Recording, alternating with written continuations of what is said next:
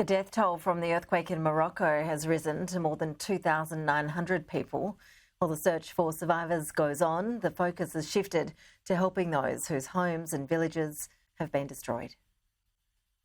There is progress reaching the communities still cut off from the world by the earthquake, but there are still many remote towns and villages that are entirely dependent on these helicopters for survival. The destroyed homes and mosques and impassable roadways are clear indicators that there is a long way to go. The survivors will die without the relief supplies that are dropped off the back of Chinooks. But they need to be rescued, and that will take time. It's desperate stuff.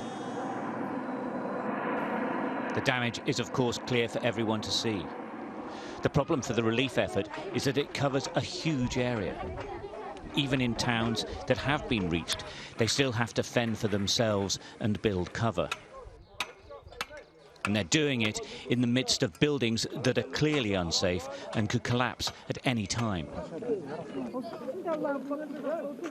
In a square, men, women and children spend night and day under tarpaulin sheets. The biggest concern here right now is the weather. They are homeless, and soon it will rain and get very cold. So far, there is no clue as to how they will be looked after. The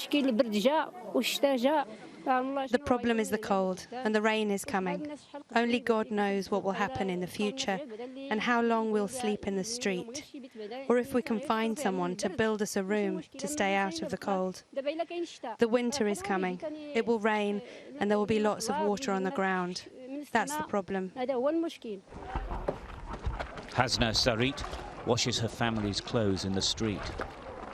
Her arms and hands are bruised and swollen. She used her bare hands to dig through the rubble of her collapsed home to rescue her two children. She saved their lives.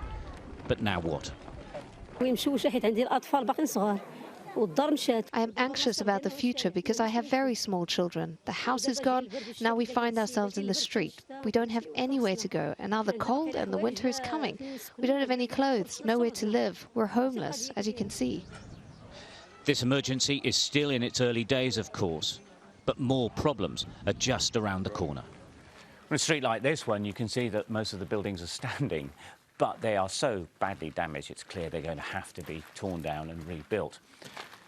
The problem is nobody knows when that's going to happen, and of course all the people who used to live here are now on the street. It's unclear where they're going to go, where they're going to stay, and of course the winter is coming and we're up in the mountains and it will get very cold. This is a massive problem and it's going to develop in the coming weeks and months. Right now there are no answers about the future because the present disaster continues. So thousands have to wait, bedding down outside night after night, hoping for a plan and a future and preparing for a tough winter.